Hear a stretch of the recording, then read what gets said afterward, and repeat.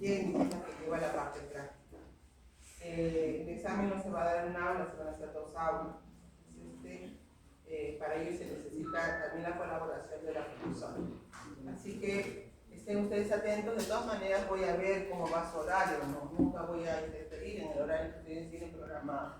Entonces, pero va a ser en esa semana retornando de los juegos deportivos. Bien. Además que también tienen la tarea del ODS, que es para la siguiente semana, semana 10. En el aula virtual van a tener un enlace para colocar todos los trabajos que se refieren al ODS. ¿En qué consiste este trabajo? Es en alinear un tema que es anomalías congénitas, ¿no? Anomalías congénitas, que lo vamos a tratar este tema en la siguiente clase, ¿no?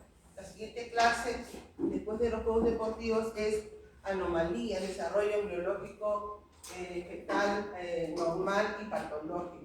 Cuando se presentan las anomalías congénitas y cuáles son las causas o los factores que intervienen en esto de alteración del desarrollo. Entonces vamos a ver que las ODS, sobre todo el ODS 3, salud y bienestar, tiene que ver con la salud y bienestar de las personas. Y cómo lo alineamos a nuestro curso con el consumo de sustancias que son responsables de diagnóstico prenatal en anomalías y la contribución a la disminución de la mortalidad materna perinatal. Ustedes tienen que buscar en este tema cómo se alinea el curso de embriología respecto a esta ODS. Es una hojita, eso lo van a buscar en la web, revisando cuáles son las metas que tiene el ODS 3 y cómo mediante el conocimiento de la embriología se puede contribuir, ¿no?, a la disminución de la mortalidad materna y de bebida, que es perinatal. Entonces, eso no está una hojita. A lo sumo subirán 2 hojitas, la primera es la carátula y la otra el resumen, en el enlace que van a tener en el aula virtual, en formato PDF, cada uno lo va a subir y eso tiene una nota. Muy aparte de lo que van a subir al aula virtual, este tema también lo van a mencionar o lo van a ver en la parte práctica. Cada uno de ustedes va a dar la conclusión de lo que ustedes han buscado en la web sobre este tema. Y eso lo ven en la parte práctica. Eso también tiene una nota.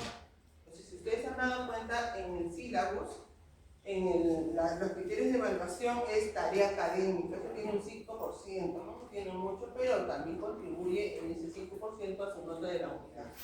La nota que me brinda la profesora Jenny, más la nota que yo coloco en el aula virtual, se suma y me saca la nota de la tarea académica. ¿Listo? Eso va a ser ya para la siguiente semana posterior al examen. ¿Listo? ¿Iba a ser a mano o No, redactado. Sí, ¿no? Pero tienen que conocer el resumen porque eso se va a evaluar en la parte práctica. No es de que entro al chat y lo bajo la información y lo presento, no es así. Tienen que conocer ustedes bien cómo se alinea, cuáles son las metas que tiene, ¿no?, este ODS número 3 y cuál contribuye a este tema. ¿Se pueden colocar imágenes aquí? ¿También? Pero una sola hoja, pues tendría que leer cuántas, 30, 50, 60 hojas, ¿no? Pero una sola hoja y media lo sumo. Solo una página. Una sola página. Yo creo que es suficiente, ¿no?, para hacer un trabajito como este. Ojo, que el enlace que van a tener, si es para el día viernes, hacen la práctica, va a ser hasta el mediodía del día viernes. Yo les pongo una hora y esto es con la finalidad de que sean ustedes responsables. Lo puedo poner para el sábado, al mediodía, o para el viernes o para el jueves. Pero la idea de que colocar una hora al enlace es para que ustedes tengan responsabilidad y puedan subir sus trabajos de manera responsable. ¿Qué me ha sucedido muchas veces? Que mi profesora, por favor, se me fue el internet y que no pude subir, por favor, le voy a enviar su correo. No, yo no recibo mi correo los trabajos. No, yo lo voy a lamentar mucho. La persona que no sube el trabajo en el momento adecuado, pues no tiene evaluación. Entonces, por eso les voy indicando. Yo les voy a colocar ahí el enlace puede ser para el viernes o el sábado, si quieren lo coloco el sábado al mediodía, pero que sea una hora en la cual todos tienen que cumplir. ¿Listo? Si lo voy a dejar para el sábado, posterior a la práctica, y presentan esa tarea en el aula virtual. ¿De esa semana? No, de esa semana. De esa semana. Sí, de la semana en la que estamos, en la 10. De esa entonces. ¿Ya? ¿Quedamos así? Listo. La idea es que todos cumplan, ¿no? Que luego no me digan, no pude subir el trabajo a tiempo.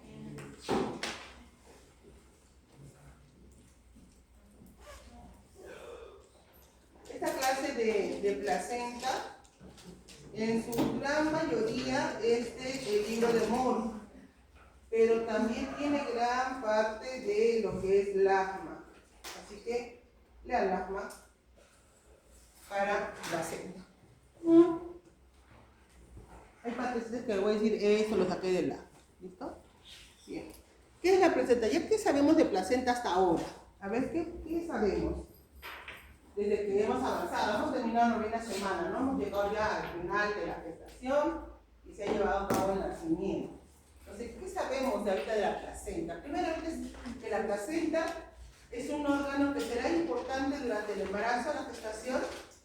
Sí, pero ¿qué crees que es la placenta?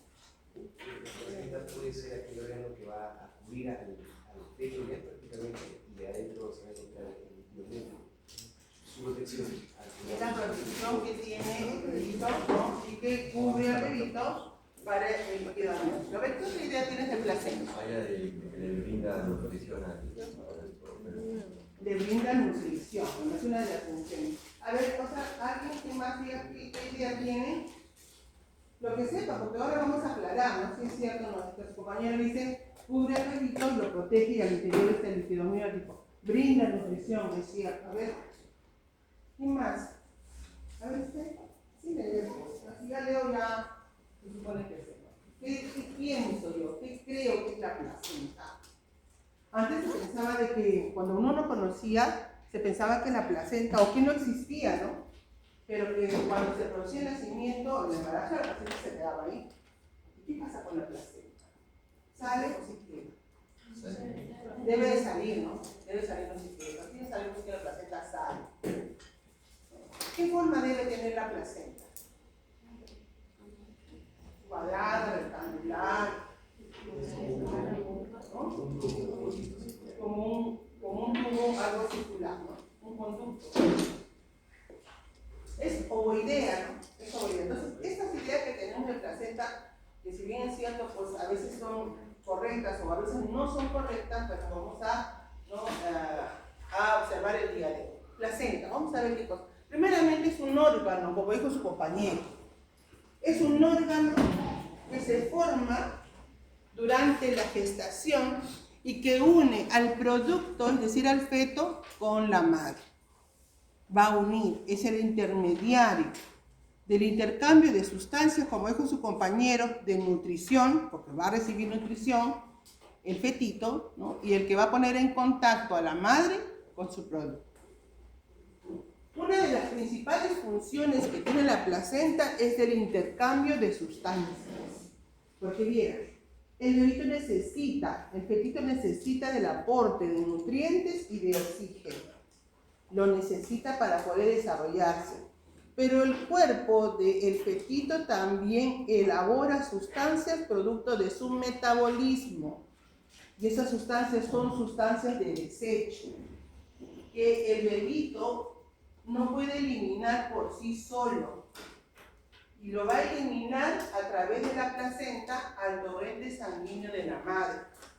Por sí solo está creciendo en el interior protegido y que todas sus células que llevan a cabo un metabolismo, esas sustancias de desecho que se van formando producto de este metabolismo, tienen que ser eliminadas. Pero él por sí solo no lo va a hacer. ¿Por medio de quién lo va a hacer? Por medio de la placenta. Por lo tanto, la placenta ingresará nutrientes y también eliminará nutrientes del bebito hacia el torrente sanguíneo de la madre. Está unido al producto mediante un llamado cordón umbilical. cordón umbilical. Esta es la placenta y se une mediante el cordón umbilical. Además que el bebito en el interior está rodeado de líquido amniótico. Ese líquido amniótico, como dijo su compañero, que rodea, porque ahí en el interior va a estar el bebito, está formado por una bolsa y en el cual pues en el interior está el bebito desarrollándose. Esa bolsa, que lo vemos aquí, está conformada por una membrana. Esta membrana va a ser llamada como la membrana placentaria o membrana amniocoriónica, así se va a llamar. Y va a tener en el interior pues el líquido amniótico. El saco vitelino, ya sabemos nosotros que este saco vitelino se va a incorporar al interior del cuerpo del embrioncito con la finalidad de formar su tubo digestivo. Entonces vamos a ver de qué se tendrá que incorporar totalmente. Bien, entonces más o menos ¿qué sabemos de placenta? Desde un inicio, de que proviene de las células llamadas el trofoblasto. Cuando vimos la conformación del blastocisto, ¿qué cosa era el blastocisto? Era un grupo de células que eran externas, que iban a ser llamadas como el trofoblasto. Este sería el trofoblasto, y una masa de células internas que van a ser llamadas, ¿qué se llama? Embrioblasto. Y esta cavidad, ¿cómo se va a llamar esta cavidad? El blastocisto. Entonces, ¿en qué semana se formó ese blastocisto? ¿Ah? Primera semana. Acá estamos en la primera semana en la cual se diferencia el trofoblasto. Y el trofoblasto va a formar dos grupos de células. ¿Cuáles son? El sincitio trofoblasto y el citotrofoblasto. ¿Listo? Entonces, cuando entramos entre a fines de la primera semana y a la segunda semana, cuando se han diferenciado las células del trofoblasto, es ahí cuando empiezan a formarse las primeras células que van a originar posteriormente a la placenta. Y se van a constituir durante la segunda semana las llamadas vellosidades primarias. Ahí tenemos una vellosidad primaria que está formado por sincitio trofoblasto interno y el interior por células del citotrofoblasto. Entonces, si yo veo en esta imagen, por ejemplo, miren acá, en esta imagen en el cual el producto ya terminó de implantarse, ¿en qué semana estaría acá? Inicio de la Segunda semana. Recuerden que al final de la segunda semana termina la implantación. Acá todavía falta, ¿no? Una pequeña porción, acá debe haber un coágulo de fibrina. Entonces todavía ahí no está totalmente implantado. Pero estas células externas en morado, ¿qué tejido es? El sincitio trofoblasto. Y las que están en verde, el citotrofoblasto. Noten ustedes que el citotrofoblasto empieza a proliferar en algunos lugares, formando pequeños nudos. Estos nuditos que se van formando, producto de la acumulación de células del citotrofoblasto, formarán la primera vellosidad placentaria, llamada vellosidad coriónica primaria. Entonces, si yo hago un corte para observar esta vellosidad, ¿qué habrá por fuera? Sincitio. ¿Y qué hay en el interior? Citotrofoblasto. Y es lo que tenemos como vellosidad primaria. Entonces, yo suelo preguntar en el examen, ¿qué tejidos constituyen una vellosidad primaria? ¿Qué tejidos lo forman o qué células? Sincitio trofoblasto y citotrofoblasto. Ya en la tercera semana, en la cual se conforman las hojas germinativas, ¿cuáles son las hojas germinativas? El ectodermo, el mesodermo y el endodermo. Aparece el mesodermo. ¿Qué cosa es el mesodermo? Son tejidos conectivos que luego van a especializarse para formar células óseas, células musculares, células sanguíneas a partir de este mesodermo. Entonces, cuando se constituye el mesodermo, aparece en el interior de esta vellosidad primaria un centro mesodérmico. Un centro mesodérmico de tejido conectivo durante la tercera semana Y esta vellosidad primaria pasará ahora a ser una vellosidad ¿de qué tipo? Secundaria. Durante la tercera semana también se lleva a cabo la vasculogénesis y angiogénesis, formación de los vasos sanguíneos, y es en los centros mesodérmicos o en el mesodermo donde empiezan a aparecer estos vasos sanguíneos. Y ahora tenemos una vellosidad de otro tipo, una vellosidad que tiene una capa de citocrofoblasto, que a medida que esta vellosidad va ramificándose, va disminuyendo el citotrofoblasto, tiene su centro mesodérmico y han desarrollado capilares fetales en su interior. Y ahora la vellosidad ¿de qué tipo será? Terciaria. Y esta es la vellosidad definitiva. Esta es la vellosidad placentaria definitiva. Estos tejidos deben tener una vellosidad definitiva, que lógicamente acá todavía va a ser inmadura, porque luego tiene que ir madurando. ¿Cómo va adquiriendo la madurez? A medida que se va ramificando. Cada vez que esta vellosidad se ramifica como ramas de árbol, vamos a ver de que los tejidos van a ir disminuyendo. Al inicio, los capilares están al interior del centro mesodérmico. Posteriormente, estos capilares, conforme se van ramificando, se tienen que acercar hacia la membrana o el tejido que lo envuelve, es decir, al citotrofoblasto. Noten ustedes que el citotrofoblasto va degenerando a medida que se va ramificando, va desapareciendo, de tal manera que una vellosidad libre, las vellosidades más pequeñitas carecen de citotrofoblasto.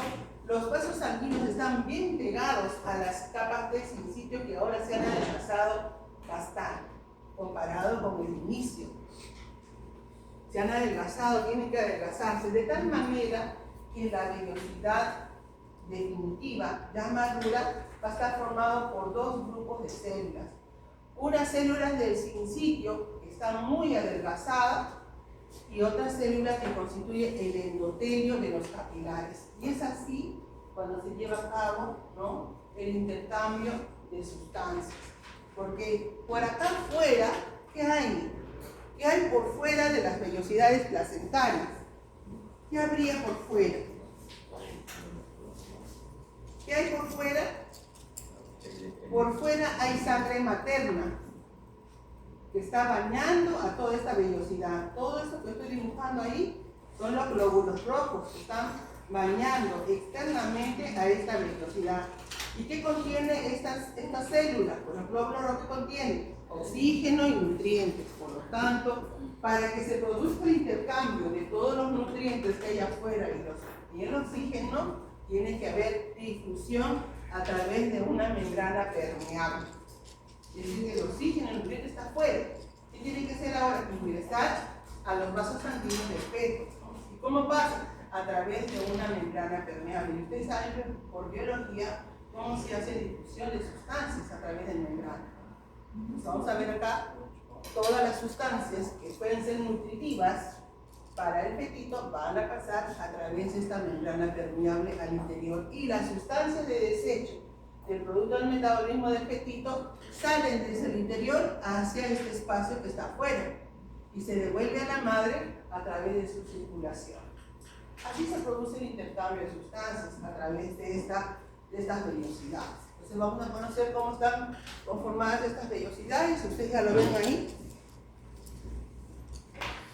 Y ahí tenemos inicialmente las vellosidades de tipo primario.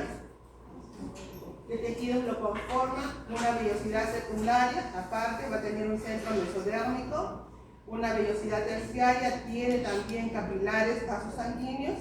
Y luego van a conformar estas vellosidades terciarias, que son las vellosidades inmaduras todavía, ¿no?, vellosidades llamadas troncales. ¿En qué consiste una vellosidad troncal? Es una vellosidad terciaria que todavía es inmadura. Es una vellosidad gruesa que luego ingresa a un espacio y se va ramificando a maneras de ramas de árbol. Mientras más ramificaciones haya, que son las vellosidades libres que se van ramificando, más delgada va a ser la membrana permeable, mientras más se ramifique. Por ello va a cabo ese intercambio de sustancias.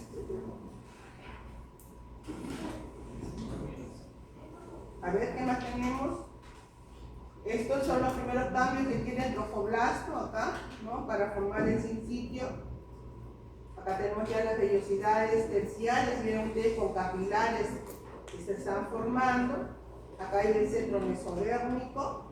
Ahora, ¿qué ha sucedido durante el fin de la tercera semana? Miren, usualmente, ¿qué ha pasado con el sincitio? Esto quiero que lo entiendan para poder explicar. Acá en esta imagen superior tenemos al sincitio que está invadiendo el endometrio. El endometrio se ha transformado y se ha convertido en un adhesivo. Recuerden que les dicen que las células endometriales aumentan de tamaño, acumulan más sustancias nutritivas, glucógenos, lípidos y se transforman en células desiguales. Ese cambio que hace la célula endometrial transforma y ahora se va a denominar como célula desigual. ¿Qué es una célula desigual? Una célula endometrial transformada durante la gestación. Esa es una célula desigual. Entonces ahí el sincitio está invadiendo. Miren, ¿qué ha pasado con el sincitio? A medida que va ingresando al endometrio, va erosionando a estas células desiguales. Ya han acumulado sustancias nutritivas, las erosiona y reabsorbe estas sustancias. ¿Cómo se va a llamar esa sustancia nutritiva que va a reabsorber el sincitio? ¿Cómo se llama? Embriotrofo, correcto. El embriotrofo, el producto de las sustancias que va reabsorbiendo, y cuando las reabsorbe, el sincitio trofoblasto va formando internamente espacios. Estos espacios van reabsorbiendo, se van llenando inicialmente de embriotrofo. No solamente de las células desiguales, sino también de las glándulas uterinas, que también han aumentado, también están en secreción. Recuerden que en ese estadio está el endometrio en fase secretora. Por lo tanto, a medida que sigue creciendo el sincitio, ahora las va a erosionar y va a recibir ese embriotrofo. Ahora, ¿qué más va a suceder? No solamente va a invadir o va a reabsorber a estas células de las endometriales o las desiguales, sino también a los vasos sanguíneos maternos.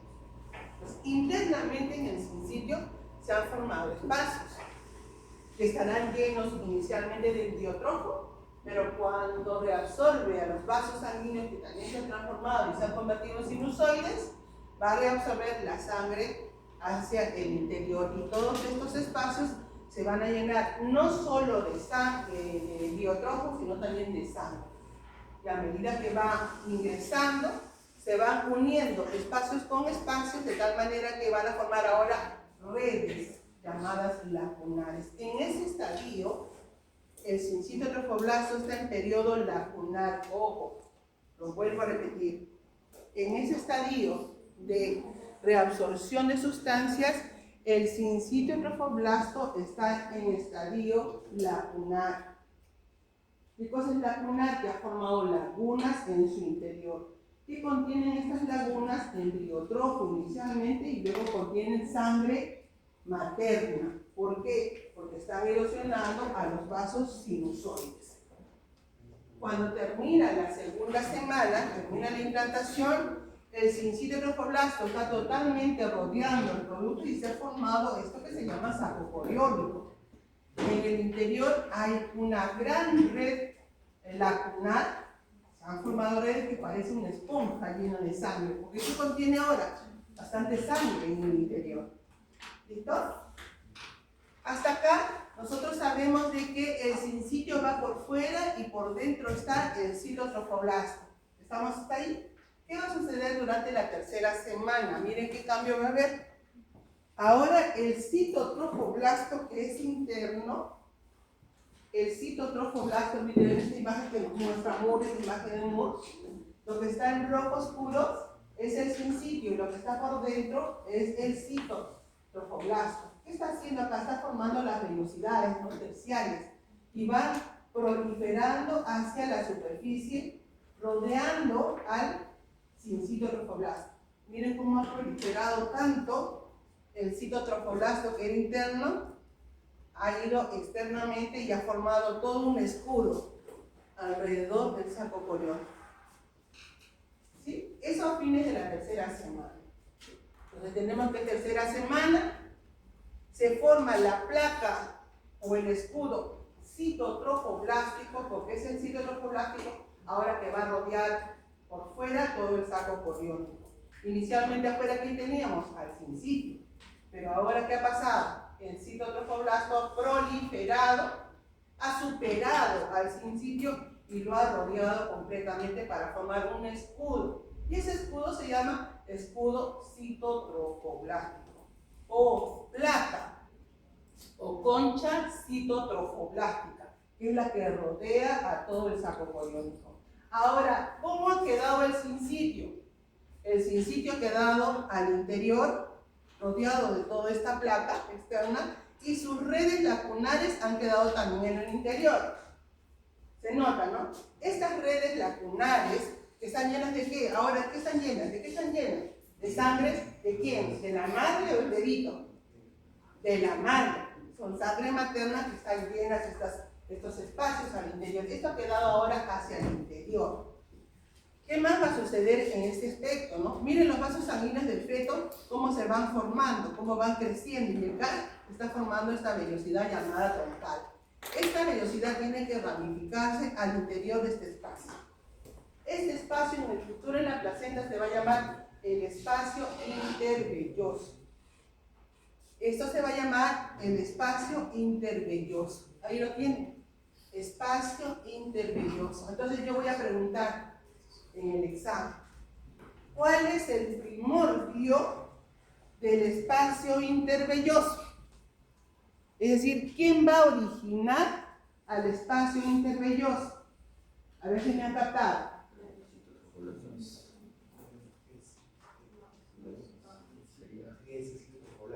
Está en el sincitio, pero ¿cómo se llama ese espacio antes de ser llamado intervelloso?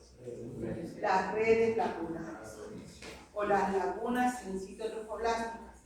Inicialmente son lagunas, pero luego se han unido para formar redes. Entonces, ¿cuál es el primordio de la formación del espacio intervelloso? Las redes lacunares, que están en el sincitio. ¿Listo? Entonces, ¿qué contenido tiene el espacio intervelloso? ¿Qué tiene? ¿Qué sangre? ¿De quién? De la madre, correcto. Hacia el interior de este espacio, esta vellosidad que es troncal debe ramificarse. Con la finalidad de que toda la sangre materna que está en ese espacio bañe todas las vellosidades que se van ramificando en su interior y pueda producir el intercambio de sustancias. La madre tiene que asegurar que este espacio tenga la cantidad de sangre suficiente para permitir el intercambio de sustancias nutritivas. ¿Qué pasaría si la madre es anémica? La cantidad de sangre y de oxígeno que tiene el espacio va a estar disminuido, por lo tanto el aporte de sustancias nutritivas y oxígeno al bebito va a ser menos. Eso se llama hipoxia, no crece el bebito adecuadamente. ¿Listo? Entonces hay que asegurar que estos espacios intervellosos contengan una cantidad suficiente de sangre y que las sustancias nutritivas también sean adecuadas. ¿Sí? Hasta acá estamos en la tercera semana, es lo que sabemos hasta la tercera semana. Ahí lo tienen en el libro de Lachmann. Esto nos muestra el Lachmann hacia afuera, en verde claro, lo que es el escudo citotrofoblástico, y al interior los espacios intervellosos con sangre materna. Acá tenemos los sinusoides, ¿no? Sinusoides maternos que están dejando sangre. Esto es una imagen ampliada de lo que es el espacio intervelloso. Miren ustedes, afuera está el escudo citotrofoblástico, que ahora ha superado al sincitio. Al interior ha quedado el sincitio, acá en verde más oscuro, verde más claro es el cito, y este espacio lleno de sangre materna es el espacio intervelloso. Esos son los capilares de la madre que se llaman arterias espiraladas, que van a atravesar el escudo de citotrofoblasto. Sí, esos vasos maternos son llamadas arterias espiraladas, así se llaman. Estas arterias que atraviesan el escudo, atraviesan el sincitio y dejan sangre en el espacio intervelloso. Ahora la pregunta será, ¿y cómo así se produce esa unión entre el vaso materno o la arteria espiralada para que pueda dejar sangre en el interior? Y acá está la explicación. Vamos a ver de que Las células, escuchen bien, eso lo leen por Lachmann, lo explica bien Lachmann. Las células del citotrofoblasto que están formando el escudo sufren una diferenciación cuando éstas hacen contacto con los vasos maternos. Sufren una diferenciación, un momento de transición en sus células, de tal manera que van a unirse a los extremos libres que tienen los vasos y los van a ir degenerando y los van a ir reabsorbiendo. Es por eso que el vaso materno se une al escudo citotrofoblástico para permitir el ingreso de sangre desde el interior del vaso de la madre hacia el espacio intervelloso. Tiene que fusionarse este escudo de citotrofoblasto con los capilares para permitir el ingreso de sangre. Acá tenemos capilares, acá están atravesando este escudo y dejando sangre en el interior. ¿Por qué se lleva a cabo este ingreso de sangre? Porque hay una transición denominada la transición epitelio-endotelial, así se llama. De esa manera, eso lo explica Lachmann, de esa manera el vaso sanguíneo puede incorporarse al escudo y puede ingresar sangre al espacio intervelloso. Ahora, puede haber defectos en la transición o en la unión, sí pueden haber defectos. Cuando hay un defecto en esa unión, ¿no? Vamos a ver que la invasión va a ser rudimentaria, va a ser muy pobre esta invasión. Por lo tanto, esto va a causar algún defecto en la formación o en el pase de sangre al interior, haciendo que esta placenta sea insuficiente, ¿no? Esto, aunado a algunos factores maternos, como por ejemplo diabetes en la gestación, como por ejemplo madre primeriza, como por ejemplo enfermedades maternas, embarazos gemelares o historiales de hipertensión en la madre, puede causar una enfermedad, y esta enfermedad se llama preeclampsia. ¿Qué cosa es la preeclampsia? Es una enfermedad producida por la hipertensión materna y que va a tener una serie de consecuencias para la madre y para el producto. Miren ustedes, y esto se va a producir aproximadamente a partir de las 20 semanas en adelante, cuando existe un defecto en la unión del escudo citotrofoblástico con los vasos maternos. Entonces vamos a ver de que esta enfermedad, que se llama enfermedad hipertensiva del embarazo, tiene una incidencia aproximadamente del 5% de los embarazos. Esta preeclampsia, ¿no? Vamos a ver que se presenta con hipertensión de la madre, es decir, sube la presión arterial, se presenta con edemas, que son hinchazones en los pies, se presenta con proteinuria, que significa la madre elimina proteínas a través de la orina, y puede todavía agravarse con la eclampsia. ¿Qué cosa es la eclampsia? Es el factor grave de lo que es la preeclampsia, en los cuales la madre sufre convulsiones y eso la puede llevar a la muerte. Una de las causas maternas de muerte durante la gestación es por eclampsia, y eso en Estados Unidos o en el mundo es una de las primeras causas de mortalidad materna. Ahí tienen ustedes una madre con esta preeclampsia. Tienen ustedes todos los signos: dolores de cabeza, hinchazón, cansancio, la visión se hace borrosa, náuseas, vómitos, la presión elevada, pérdida del equilibrio, disminución de la frecuencia de orina y además se pierden proteínas a través de la orina. Y eso se puede agravar con lo que es la eclampsia, que ya son convulsiones maternas. Entonces, será importante por eso la placenta, sí, porque de esa manera asegura que el producto tenga la nutrición suficiente. Bien, entonces ahí vemos la placenta, es un órgano que une a la madre con su producto, tiene función principal de intercambio de sustancias, transporte de sustancias. Se une a través del cordón umbilical, forma sus ventanas y tiene dos porciones, dos partes la placenta. Una, aquella que entra en relación con el producto, con el feto, se llama la parte fetal, Y la que relaciona con el tejido endometrial, que ahora se va a llamar decidua, es la parte materna. Esta es la decidua, la parte materna de la placenta, y esta otra parte es la parte fetal que entra en contacto con el fetito a través del cordón umbilical. ¿Entienden? La porción fetal y la porción materna. ¿De dónde proviene la parte fetal? ¿Cómo se forma? A través del saco coriónico. Es lo que va a formar esa parte fetal de la placenta, que está formado por las células del tromboblasto y el cobre. La porción materna, ¿de dónde se forma? De la decidua. ¿Qué cosa es la decidua? Es el endometrio.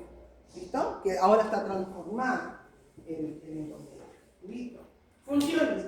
La placenta no solamente tiene función de transporte de sustancias, también tiene función de protección, o sea, protege al producto.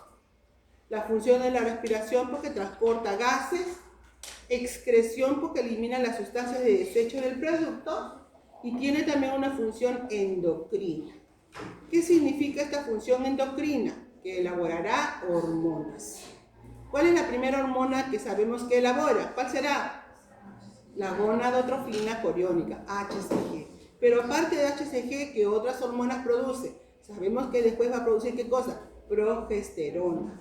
Recuerden que el cuerpo lúteo en ese estadio está produciendo, pero hasta las 20 semanas, ¿no? A partir de las 20 semanas la placenta debe producir su progesterona. No solamente progesterona, también va a producir estrógeno. O sea que ya conocemos 3 hormonas que produce placenta. La HCG, estrógenos, progesterona, pero producen más. Ahorita las vamos a ver. ¿Listo? ¿Qué forma tiene al final de la gestación? Una forma ovalada, ovoide, de disco. No tiene forma de cilindrito, como dijo por ahí su compañero. Es ovalada. Ovalada. La forma de un disco, ¿no? Ahora, ¿cuáles son sus medidas? Aproximadamente de 15 a 20 centímetros, 15 por 20. Entonces yo nosotros, bueno, en el caso de la obstetricia, nosotros sabemos y conocemos las medidas de nuestra mano, porque cuando nace el producto y tenemos el parto y sale la placenta y nos dice, ¿cuánto mide la placenta? Yo ahora no voy a traer mi metro, estoy con guantes y todo, para medirla no. Yo conozco las medidas y hago que el extremo, el ancho, para mí me mide 20 centímetros. Entonces cuando yo hago esto, tiene 20 por 13 o 14. Entonces, más o menos tiene 15 por 20 con un espesor de algo de 2 a 3 centímetros de espesor. El peso está entre 500 o 600 gramos, puede variar entre 400, 500 o 600 gramos. Cuando se produce el parto, la placenta sale posterior al nacimiento del bebito, del fetito. Y ese momento recibe el nombre del alumbramiento. O sea que la mujer o la madre da a luz a una placenta. No da a luz a un bebito. Entonces está mal cuando yo digo, mi mamá dio a luz o mi hermana dio a luz. Está usted diciendo, mi mamá tuvo una placenta. ¿No? Entonces tuvo su parto. Entonces, el alumbramiento es un periodo del parto que se produce posterior al nacimiento del bebito. Solo a la placenta. ¿No? Dar a luz es dar una placenta. ¿Listo? Entonces ya saben ahora, ¿no? Ahora ya lo saben. Vamos a hablar un poco de la decidua. ¿Qué sabemos de decidua? Es el endometrio, transformado, lo hemos dicho, ¿no es cierto? Bien, pero va a tener 3 porciones la decidua. Entonces acá tenemos ya un producto que está ¿en qué semana estará? Primera, segunda, tercera, posterior a la tercera. ¿Ya terminó la implantación o todavía no? Ya terminó. ¿Por qué sé que ya terminó?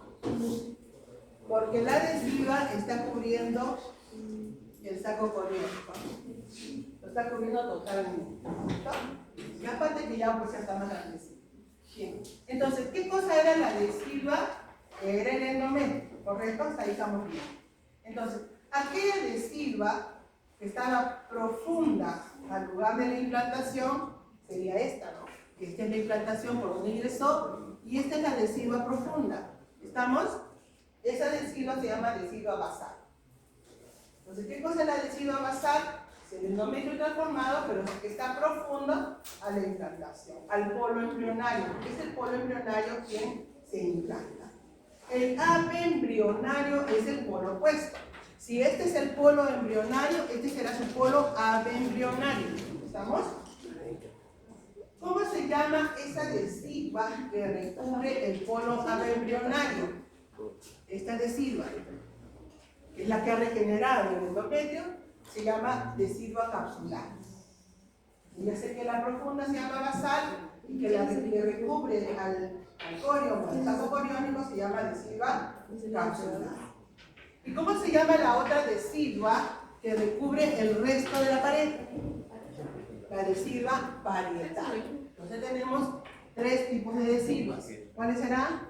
La basal, la capsular y la parietal.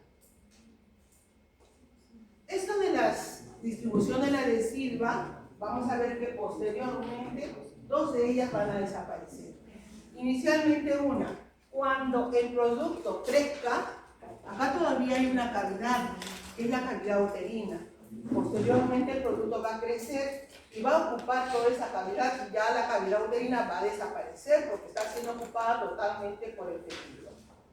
Entonces, cuando eso ocurre, la decidua capsular se va a fusionar a la decidua parietal y degenera. ¿Listo? Entonces, cuando el producto crece y ocupa toda la cavidad, es la decidua capsular que se une a la parietal y degenera. A medida que va creciendo el producto, esta cavidad va desapareciendo y esta decidua parietal se hace cada vez más pequeña. Miren, acá hay una pequeña porción y cada vez se hace más pequeña. Por lo tanto, posteriormente, la decidua parietal también degenera o desaparece. Miren, vamos a ver otras imágenes ahí. Acá ha desaparecido en esta imagen la decidua capsular. Acá hay una pequeña porción de decidua parietal, que está en plomito, porque está desapareciendo la cavidad. Acá en esta imagen que ya está más grande el producto, miren lo que queda normal de cavidad uterina, está siendo ocupado totalmente, y acá hay una pequeña porción de decidua parietal. ¿Listo? Pero ya capsular no existe, ¿no? ¿Qué cosa ha prevalecido en el fondo? Solo la decidua basal.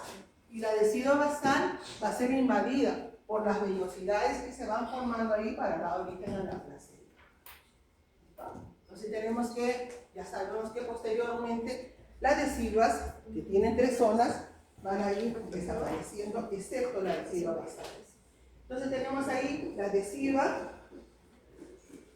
tiene tres zonas, basal, capsular y parietal.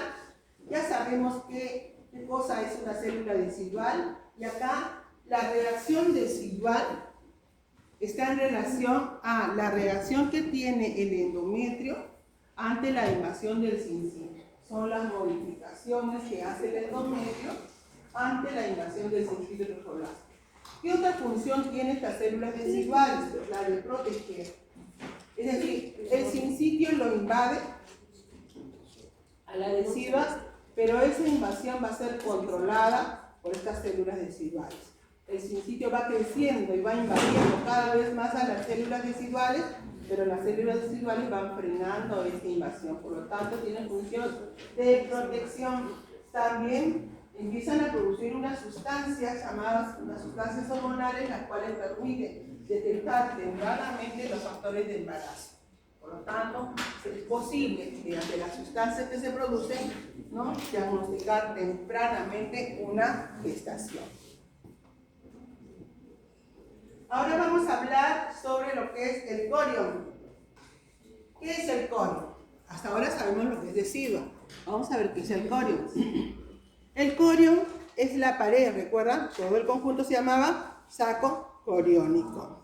Y el corión es la pared, ¿no?, que está conformando el saco coriónico. ¿Qué tejidos forman el corión? A ver, si lo hemos visto. El tropoblasto. El tropoblasto, ¿pero qué parte?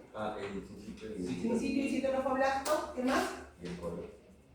Y el otro no. Muy bien, más mesodermo somático extraembrionario. Eso es corión. ¿Listo? Y en el corión se van formando las llamadas vellosidades coriónicas. que inicialmente estaban en todo lo que era el saco coriónico. Entonces vamos a ver estas vellosidades que vienen acá. Todo esto es el corión, mi conjunto se llama saco coriónico y estas son las vellosidades coriónicas alrededor. Y claro que en la parte profunda, en relación a la decidua basal, son más grandes esas vellosidades y han aumentado. Pero todo el saco coriónico tiene vellosidades, ¿no? Pero han aumentado más en la parte profunda, ¿listo? Entonces, el corión va a ser de dos tipos. Uno llamado liso o leve, y el otro se va a llamar velloso, frondoso o arbóreo, así como lo llama Lachmann. El corión arbóreo, así cualquiera de esos nombres puedo usar en el examen.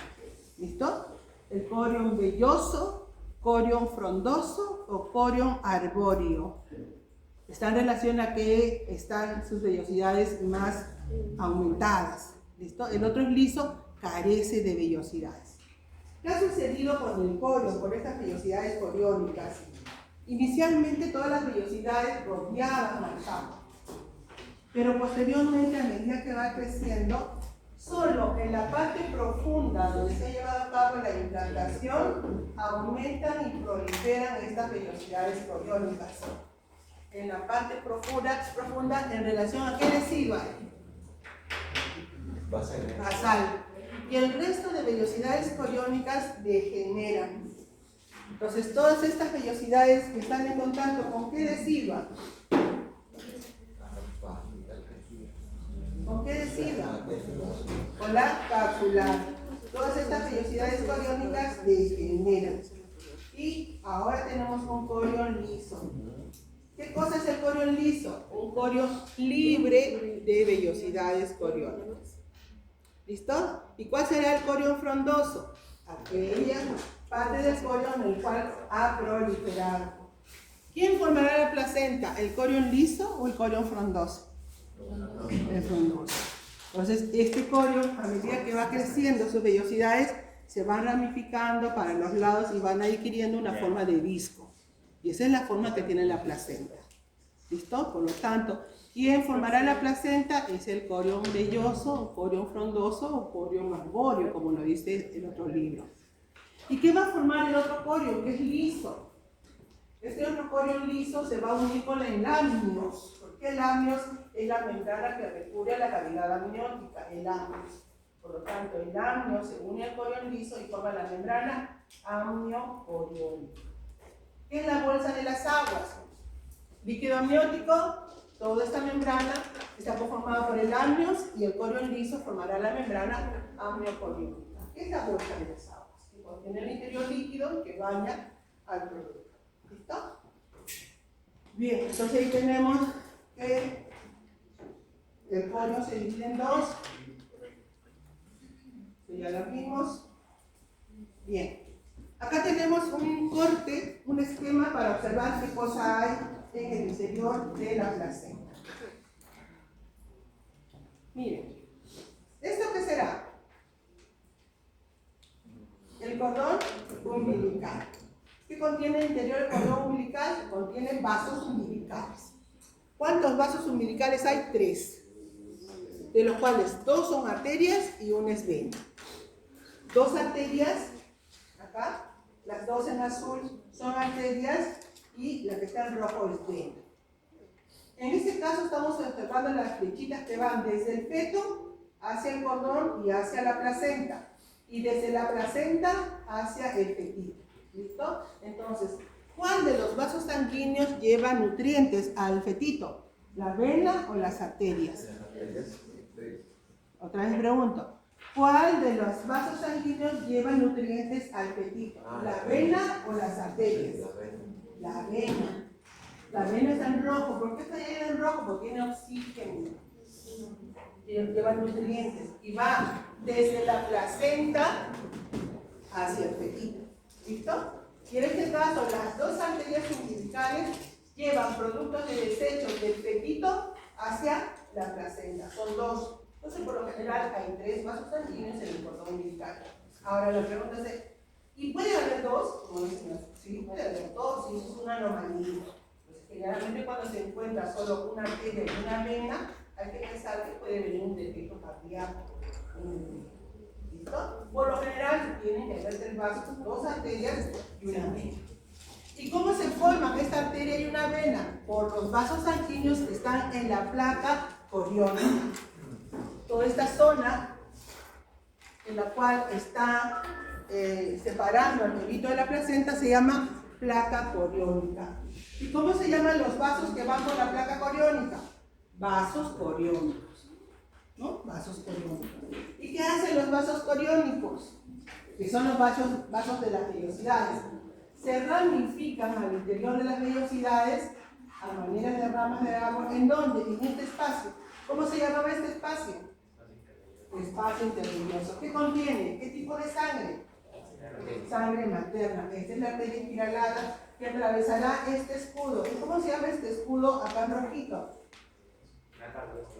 La placa citotrofoblástica o escudo citotrofoblástico, ¿no? Entonces la sangre está ingresando a este espacio, está bañando, ven ustedes todas las ramificaciones que hace la vellosidad coriónica. Esta será una vellosidad troncal, que es un tronco grueso, y formarán ramificaciones. Miren, acá hay una vellosidad diferente.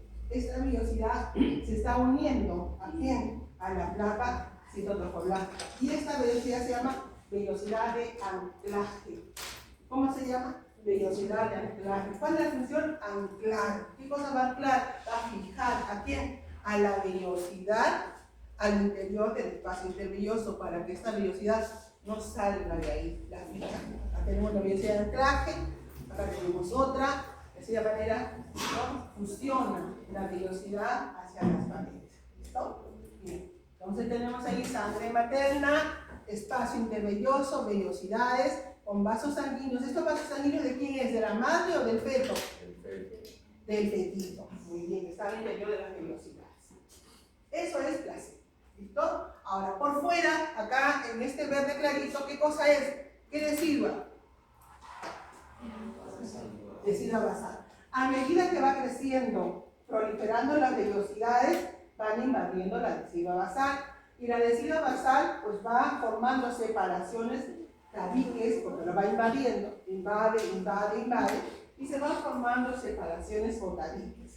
Estos tabiques se llaman tabiques placentarios, están formados por decidua, separando la invasión que está haciendo las vellosidades. ¿Correcto? Ya, y esa invasión no es plana, va yendo por sectores, y eso va a ir formando en esta zona unas estructuras irregulares, redondeadas o irregulares, miren acá, hacia la decidua, y eso se llaman cotiledones. ¿Qué son los cotiledones? Son estructuras redondeadas, irregulares, que se forman en la superficie. ¿De qué lado? ¿Materno o fetal? Materno. Este es el lado materno porque está en relación a la decidua. El lado fetal en relación al feto. Entonces se van formando los cotiledones en la superficie materna de la placenta. ¿Por qué se forma un cotiledón? Porque está invadiendo aquí a la decidua, que va formando sus tabiques placentarios. Ahora vamos a ver una placenta, hacer el esquema, ¿no? Pero lo vamos a ver. Entonces, es importante, ¿cuántos cotiledones hay por una placenta a término? Más o menos entre 15 o 20 cotiledones. Ese es el número. 15 a 20 cotiledones en una placenta a término. Cada cotiledón debe tener una vellosidad troncal o una o dos vellosidades troncales, las cuales van ramificándose en vellosidades libres y contienen vellosidades. ¿Cómo se llaman estas vellosidades? De anclaje. ¿Listo? Esa es la imagen que nos muestra el libro de Lachmann. Acá la arteria espiralada, pasando el escudo citotroflástico. Estos son los cotiledones, este es el interior de la ramificación del la vellosidad troncal. Miren cómo se llaman estas que están acá, estas vellosidades, porque lo puedo poner en el examen práctico. ¿Cómo se llama? De anclaje, correcto. Estas son las llamadas vellosidades de anclaje. Acá tenemos otra. Listo. La adhesiva, ¿cuándo desaparece la adhesiva capsular? Dice que desaparecía más o menos entre la 22 y 24 semanas. Desaparece. Listo. El espacio intervelloso. Entonces, ahí tenemos el primordio. ¿Cuál será? Las redes lagunares. Estas lagunas que se forman en el principio y el primordio de los espacios intervellosos. A nivel de labios, ya. Circulación placentaria. ¿Cómo circula la sangre a través de la placenta? Miren, acá hay algo que es importante. No hay una mezcla física de contacto entre la sangre de la madre y el producto. Todo intercambio se lleva a cabo por difusión a través de una membrana permeable. ¿Qué es la membrana placentaria? Salud. Entonces, no se mezcla. Ahora, patológicamente puede haber un contacto, pero no es lo normal. Miren lo que está sucediendo acá con los vasos de la madre, que son estas arterias. Atraviesan ¿a quién? Al escudo, dejan sangre en el espacio intervelloso y estos bañan a las vellosidades. Los capilares del fetito están al interior de las vellosidades y se produce un intercambio por difusión a través de esa membrana. No hay intercambio, no hay contacto entre la sangre materna y la sangre fetal. Pero en algunos momentos, cuando hay un deterioro de esta membrana permeable, se ha degenerado, ha habido un deterioro, es muy pobre, puede existir ese contacto. Y esto puede acarrear una serie de consecuencias al producto cuando el tipo de sangre que tiene el fetito es diferente al tipo de sangre que tiene la mamá. Entonces, algunas veces las madres tienen un factor de sangre RH, sabemos positivo o negativo. Cuando la madre tiene el factor RH negativo y su pareja, su esposo, tiene el factor RH positivo, el factor positivo es dominante al negativo. Por ende, si ella sale embarazada y su pareja es positivo, el producto, ¿qué tipo de sangre va a tener? RH positivo. Y la madre tiene RH negativo. Si no hay una mezcla de sangre, no pasa nada durante la gestación, durante su primera gestación. Pero ¿qué pasa en el momento del parto cuando la placenta se desprende? En ese momento hay ligeros minutos o segundos de contacto entre la sangre y eso basta para que la madre forme anticuerpos contra ese factor RH positivo. Y en una segunda gestación lo elimina. Su mismo anticuerpo que ha formado la madre elimina ese producto. ¿Listo? Entonces para ello la madre se tiene que vacunar, le tiene que dar un tratamiento para evitar esa incompatibilidad sanguínea. ¿Listo? Entonces, pero sabemos que normalmente no hay una mezcla de sangre entre la madre y su producto.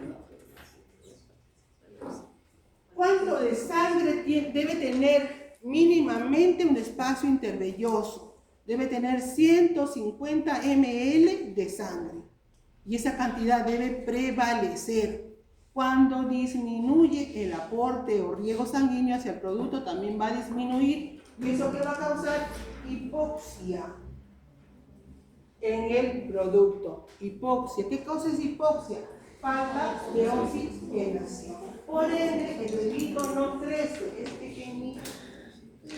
¿Listo? Entonces, eso va a causar una falta de sangre en el espacio intervelloso. Ahora, ¿cuántas arterias, escuchen por favor, esto va al examen, cuántas arterias atraviesan el escudo citotrofoblástico para dejar sangre en un espacio intervelloso? Más o menos de 80 a 100 arterias espiraladas. Dejan sangre a alta presión. Miren, este es el escudo, está ingresando y la sangre que ingresa entra en forma pulsátil a gran presión con la finalidad de que llegue hacia la placa poliónica y bañe toda la vellosidad. Esta sangre se repone de 3 a 4 veces en un minuto. Tiene que reponerse para asegurar adecuadamente la nutrición y la oxigenación del fetito.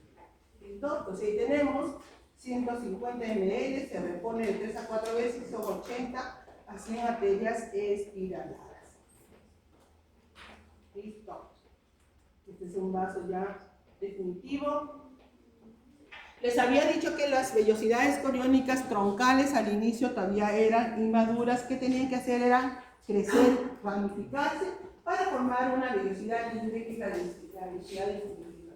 Miren, esta vellosidad que es terciaria, es una vellosidad coriónica que contiene ¿qué cosa? Citotrofoblasto, citotrofoblasto, centro mesodérmico en los vasos. ¿Qué ha sucedido en una vellosidad libre, que es más ya madura? Pues solamente hay una delgada capa de sincitio, el cito ha desaparecido y los capilares fetales se han pegado hacia la membrana del sincitio y se ha formado la membrana placentaria, que es la que va a llevar a cabo el intercambio. Una membrana muy delgada, formada por el endotelio de los capilares fetales y por un sincitio adelgazado. En este caso, esta membrana se recibe el nombre de básculo sincitial. Lo anotan porque lo pregunto en el examen. ¿Qué cosa es una membrana básculo sincitial? Es una membrana formada ¿por quién? Por un sincitio adelgazado y el endotelio de los capilares fetales.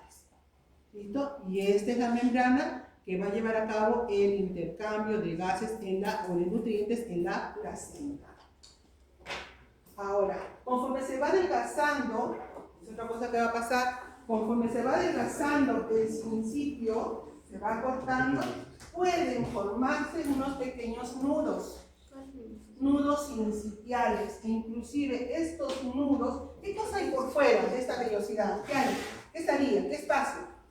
Intervelloso, y hay sangre materna por fuera, ¿no es cierto? Entonces, estos nudos sincitiales que se pueden formar, se pueden desprender de la vellosidad e ingresar al espacio intervelloso, inclusive puede pasar al torrente sanguíneo de la madre, puede pasar. ¿Le va a causar efectos? No le causa, bueno, no se ha visto que ha causado algún efecto, pero pueden entrar a la circulación materna estos pequeños nudos sincitiales.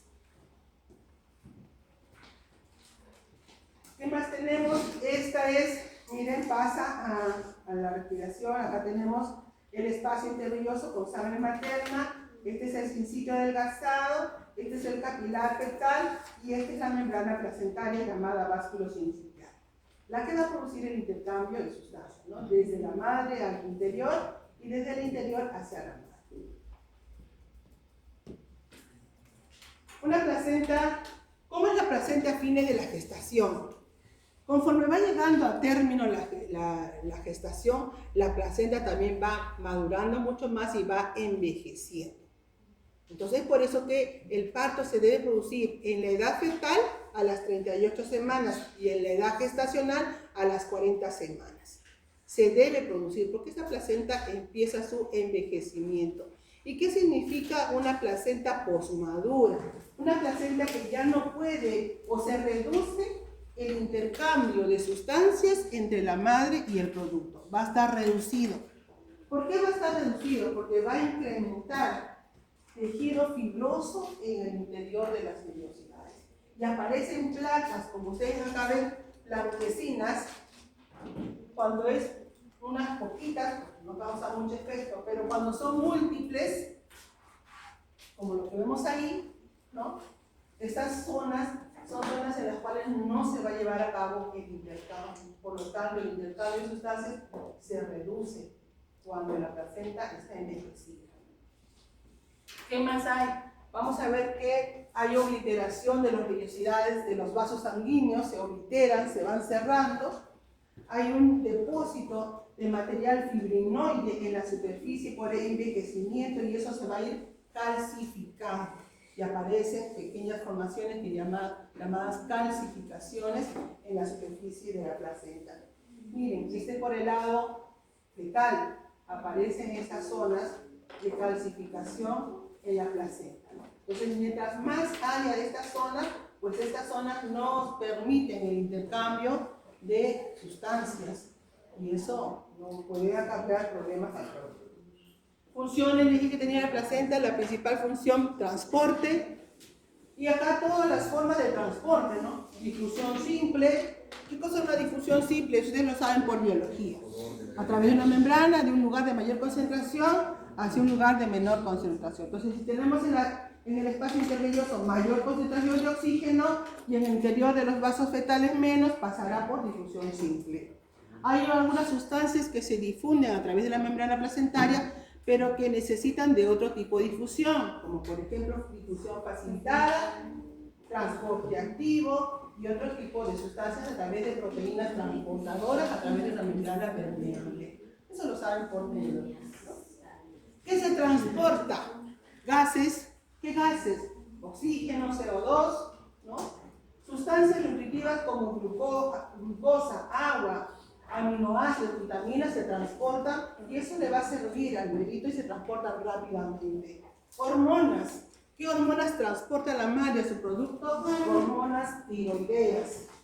T3, T4. Es importante, tiene una difusión lenta, pero sí se transporta. ¿Para qué será importante estas hormonas? Para que el bebito forme o desarrolle adecuadamente su sistema nervioso, influye en el desarrollo del sistema nervioso. Otro tipo de hormonas esteroideas como testosterona, los progestágenos también se pueden difundir a través de la membrana placentaria. ¿Qué va a causar, por ejemplo, la testosterona o los progestágenos en el feto? Si fuera mujercita y se transfiere testosterona, va a causar masculinización de fetos femeninos. Entonces, eso también puede transportarse. Electrolitos a través de la membrana placentaria, sustancias que son nutritivas, pero también sustancias que pueden ser dañinas, ¿no? Como por ejemplo fármacos, drogas, anticuerpos. La madre le transfiere anticuerpos a su producto contra algunas enfermedades. Esto es importante porque el bebito no puede formar anticuerpos todavía.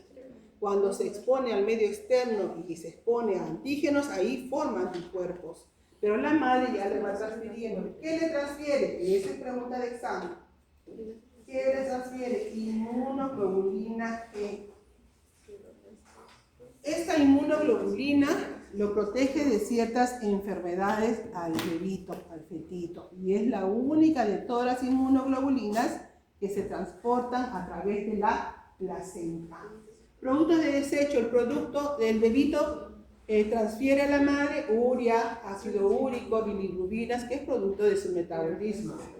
Fármacos y drogas. La heroína, drogas sociales, atraviesan la membrana placentaria y le causan toxicomanía al fetito. Es penoso ver a un fetito adicto, Va a cambiar este síndrome de abstinencia en el recién nacido, porque es un bebito que nace adicto, cuando la madre es adicta a estas drogas. Algunos sedantes y analgésicos también son transportados. Agentes infecciosos, como los virus, por ejemplo, que pueden acarrear inclusive anomalías en el desarrollo, como por ejemplo la rubiola. La rubiola va a causar cataratas, anomalías cardíacas en el fetito y otro tipo de virus, ¿no? Por ejemplo, acá también era agentes infecciosos, drogas. Por ahí tenemos unas drogas que causaban efectos como la talidomida. Se había hablado, la talidomida, ¿les hablé de la talidomida? Era un fármaco que se usaba, es un sedante que se usaba en las mujeres gestantes. Antiguamente no se habían hecho estudios profundos sobre el efecto de esta droga con la finalidad de poder contrarrestar el exceso de vómitos, ¿no? Pero posteriormente empezaron a nacer niños sin miembros superiores, sin miembros inferiores, y ese es el efecto de la talidomida, que era un fármaco que se usaba. Hoy en día está contraindicado. Esto se llama enfermedad hemolítica del recién nacido. Antiguamente se le conocía con el nombre de eritroblastosis fetal. Eso se produce por una incompatibilidad sanguínea entre la madre y su producto. ¿Listo? Entonces, cuando la madre tiene el factor RH negativo y el producto FRH positivo, entonces ahí tenemos que se produce esta muerte de producto por hemólisis. A ver, ya voy a terminar, jóvenes, por favor presten atención. Si no, hasta acá lo dejo y les entrego las diapositivas. ¿Sí?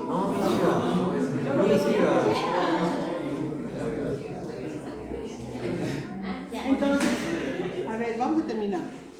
Entonces, ahí se produce la muerte del producto, ¿no? Y hay que darle un tratamiento. Y el tratamiento es con lo que es inmunoglobulinas a partir de la 28 semanas. ¿Qué cosa tiene? Una hidropesía fetal, esa acumulación de líquido, el líquido se hincha, ¿no? Y se mueve, hay hemólisis de sus glóbulos rojos. Este es otro producto que lo tiene el libro de Lachman, esa imagen.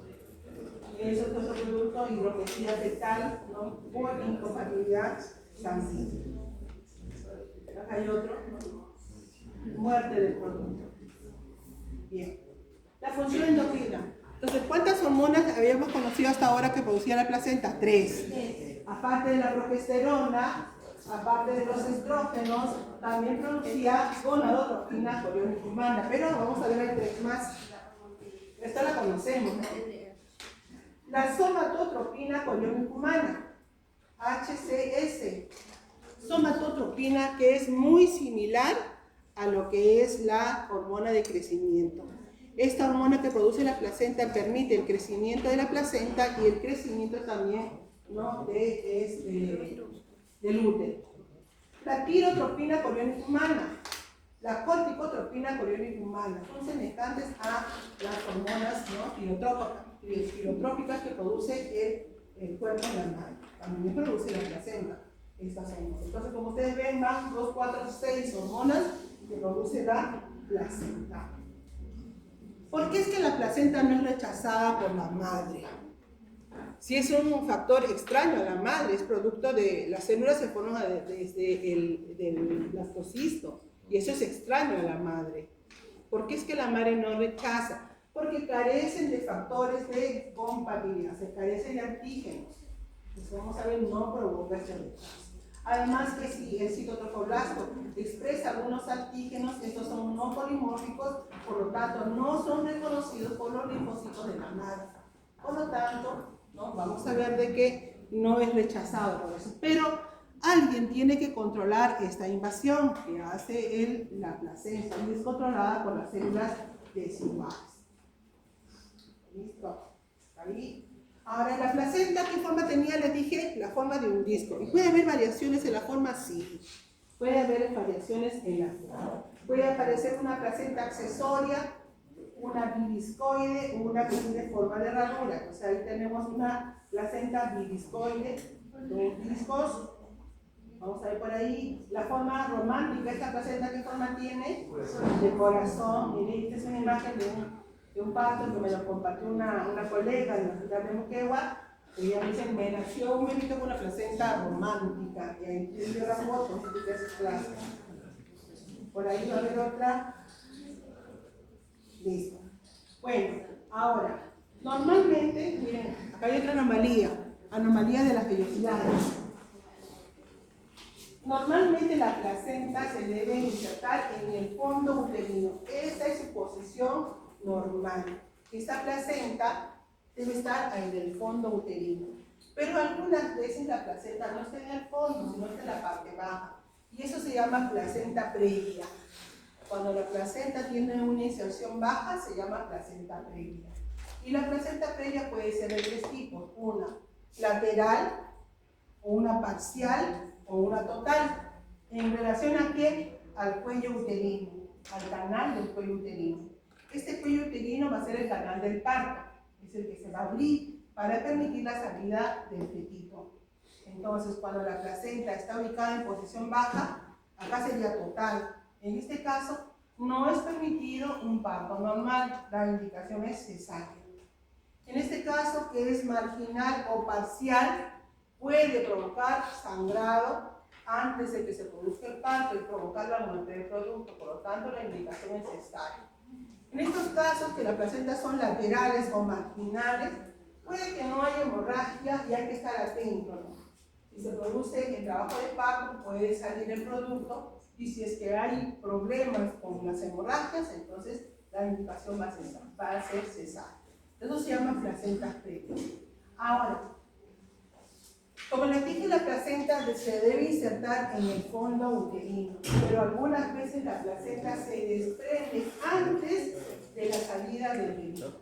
Y eso se llama desprendimiento prematuro de la placenta. ¿Qué significa eso? No es una placenta previa, es una placenta que está insertada normalmente en el fondo, pero se ha desprendido antes. Y eso acarrea la muerte del producto, y cuando uno lo detecta, pues hay que hacer la indicación cesárea inmediatamente. ¿Listo? Ahora, las vellosidades placentarias, las vellosidades coriónicas, cuando ingresan, invaden ¿qué decidua? Basal. O sea, le van a invadir a la decidua basal. Entonces, eso es lo normal, que las vellosidades placentarias invadan a la decidua basal. Pero no es normal cuando estas vellosidades llegan al músculo, van más internamente en la pared. Recuerden que el útero está formado por un endometrio. ¿No? Si yo hago acá el esquema del útero, acá tengo la cavidad uterina, esta primera capa se llama endometrio, esta capa más gruesa se llama miometrio, y por fuera el perimetrio. Entonces el endometrio, miometrio que es músculo. Pero cuando las vellosidades han pasado la decidua y han llegado al límite del músculo, eso se llama placenta acreta. ¿Qué cosa es una placenta acreta? Cuando las vellosidades han proliferado en forma anómala y han pasado toda la decidua y han llegado al músculo, al límite. ¿Qué pasa si todavía estas vellosidades invaden más, invaden todo el músculo? Eso se llama increta. Una placenta increta es aquella vellosidad que ha pasado la decidua, ha ingresado al músculo y está llegando a todo el músculo, a más profundo. ¿Y qué pasa cuando una placenta es excreta? Cuando todas las vellosidades atraviesan todas las capas del útero y salen al exterior. Las vellosidades salen hacia el exterior, invadiendo a los órganos. Se puede fijar en los órganos externos. Entonces, cuando uno detecta estas vellosidades incretas o excretas, la indicación es retirar el útero. Y la madre ya no podrá tener hijitos. Cuando uno detecta una placenta acreta, hay que hacer una extracción quirúrgica de la placenta en sala de operaciones. ¿Listo? Entonces, esas son anomalías en la formación de sus vellosidades coriónicas. ¿Cómo vamos a ver el tiempo? Jóvenes. Voy a mostrar más imágenes, ¿ya? Para terminar. Este lado es el lado materno, y esta formación es redondeada, ¿cómo se llama? Cotiledones. Este es el lado fetal, donde está el cordón umbilical. Lado materno, cotiledones, y lado fetal. Algunas veces el cordón umbilical no está insertado, no está insertado en la parte central, sino la placenta tiene esta forma redondeada y el cordón umbilical está en el extremo. ¿Qué forma tiene? Placenta en forma de raqueta. Algunas veces el cordón umbilical no está en el tejido placentario, sino está por fuera, en las membranas. Eso se llama inserción velamentosa. Lo que ven arriba, en el límite punteado, es el tejido placentario. ¿Acá? Este es el tejido placentario, y ven ustedes que el cordón está por fuera del tejido placentario, las membranas. Eso se llama inserción velamentosa. Para hablar y terminar del cordón umbilical es el nexo. Ya les dije que cuántos vasos sanguíneos hay interior, cuánto debe medir, entre 40, 50 o 60 centímetros. ¿Qué más? Tiene una sustancia gelatinosa mucoide que se llama gelatina de Watson. ¿Está por ahí? Sí. Un señor que apellidaba Watson le puso nombre a su gelatina. Bueno. ¿Esa qué placenta es? En forma de raqueta. Eso se llama inserción velamentosa, rajar de la placenta. Miren, esto es para las imágenes del examen práctico, ¿no? Como una imagen como esta se llama de la ventosa, acá tengo una representación. Mi inserción será esta, vela ventosa, acá está el cordón umbilical, estas son las membranas, esta es la placenta. ¿Esta qué placenta es? De raqueta, con otra placenta en forma de raqueta. Miren, ¿qué inserción es? Miren la ventosa, miren la placenta. Y el cordón umbilical a veces presenta nudos que son verdaderos, sobre todo cuando el cordón es largo. El dedito se ha movido y ha hecho nudos verdaderos. Esto es un nudo verdadero. También un hallazgo, ¿no? En el momento de... Es un nudo verdadero que puede ajustar y llevar a la muerte del producto. Pero cuando uno toca, ahora que van a tener práctica de placenta y van a tocar el cordón umbilical, pareciera que hubieran nudos en su interior. ¿Y eso por qué? Porque los vasos sanguíneos son más grandes comparados con el tamaño del cordón y adentro se van enroscando. ¿Listo? Son nudos que no son falsos, no son nudos verdaderos. Bueno, hasta acá llegamos. Revise el líquido amniótico y lo que es parto. ¿Qué nos falta? Allá. Revise el líquido amniótico y lo que es al final parto. Aparte hemos visto la clase anterior, ¿no? Listo. A ver, embarazo general acá. Embarazos generales, acá para terminar. Hay dos tipos de gemelos que se pueden producir. Los llamados disigóticos, porque se llaman dos cigotos, dos productos. Por lo tanto, es lo que nosotros conocemos como los mellizos. Puede ser hombre y mujer, puede ser mujer-mujer, pero diferentes, ¿no? Esos son los mellizos. Y eso significa que hay dos ovocitos fecundados por dos espermatozoides. Y eso tiene carácter hereditario. En el caso de los monocigóticos, que son los gemelos, como los conocemos, que son los idénticos, es solamente un ovocito fecundado por un solo espermatozoide, que en el momento de formar su embrioblasto forma dos grupos. Por lo tanto, hay dos productos y son del mismo sexo. O bien son dos hombres o bien son dos mujeres. ¿Okay? Y cuando hay defectos en la formación de los gemelos, se pueden producir los siameses.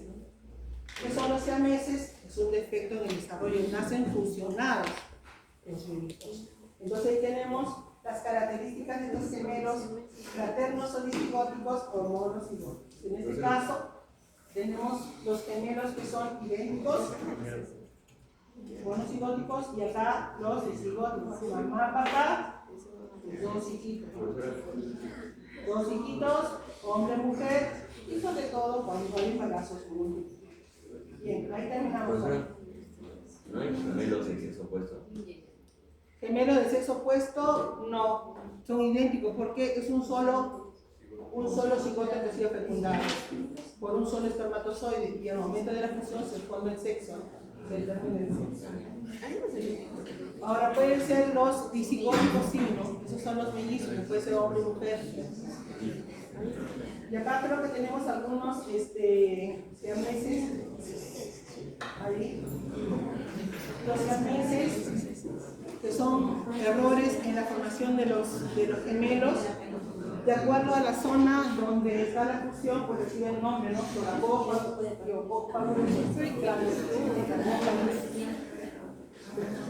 Fusionados por el abdomen, el tórax, la cabeza. Y el parto, para finalizar el parto. El parto va a tener 4 periodos, miren.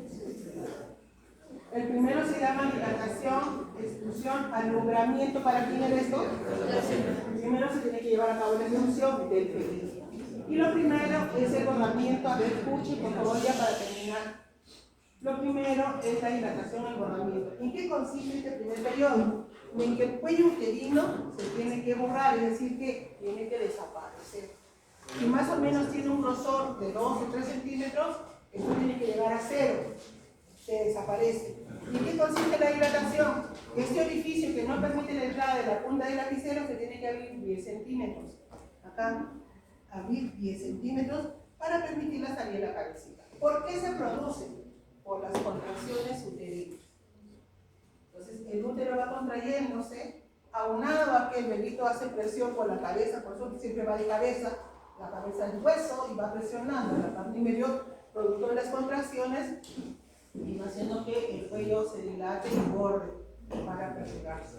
Una vez que se cumple esto en un determinado tiempo, más o menos casi una hora en mujeres primigestas por primera vez y 20 minutos en mujeres que ya han tenido un hijito, pues se termina y se produce la expulsión.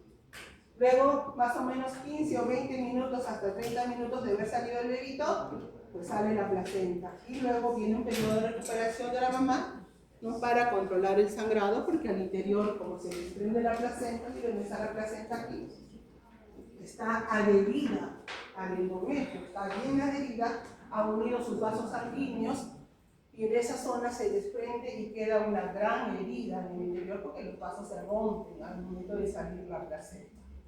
Y eso, producto de la contracción que hace el útero, porque necesitamos más o menos a tener una altura de 30 centímetros y luego tiene que reducirse hasta más o menos 7 centímetros, que es la altura que tiene el útero. Entonces, conforme se van reduciendo esos vasos que están rotos, pues se van disminuyendo, van cerrando, pero la madre después del parto pues sigue sangrando, producto de esa gran herida, ¿no? Y poco a poco tiene que ir cicatrizando.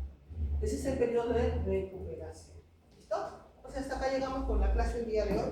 Revisen por favor líquido amniótico, esa partita no me faltó, para esta clase. ¿Listo chicos? Nos vemos.